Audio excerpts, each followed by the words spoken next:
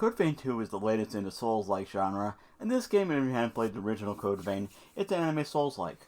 One of the best parts about Code Vein 2 is the deep character creator that gives you plenty of options to make your character at will. However, that's the highlight of Code Vein 2, whereas Code Vein 1 was a good Souls-like game. Code Vein 2 fails to achieve that greatness because it tries to be a more Elden Ring style open world type game.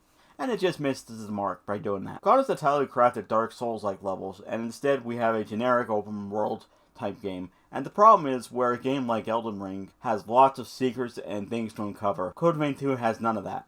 Code Vein 2 is just a generic follow the objective type of game, and if you do happen to go off the beaten path just a tiny smidge, you might find something help your build. Speaking of character builds, Code Vein 2 is what we call blood codes, and instead of classes, you unlock blood codes you can switch to at will.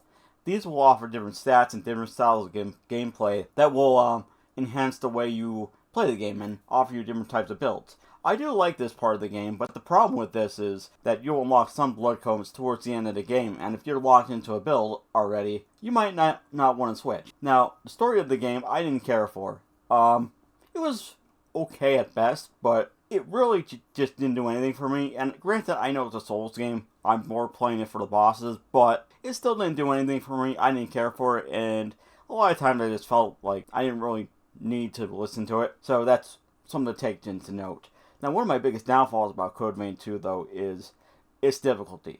The first boss I had a real challenge of, and, I thought, oh, this is going to be great. It's a Souls game. But as I played through the game and got my build better, the game became a breeze. And so much so, I was beating a lot of the bosses on my first or second try. And I'm not a good Souls player. I wasn't playing like really smart or anything.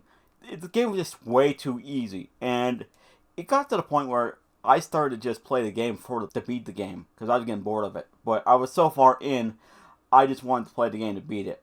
Because the game was that easy. But overall, I didn't hate Code Vein 2 or anything. I just thought it was average at best. So I'm going to give it a score of 6.8 out of 10. Thanks for watching.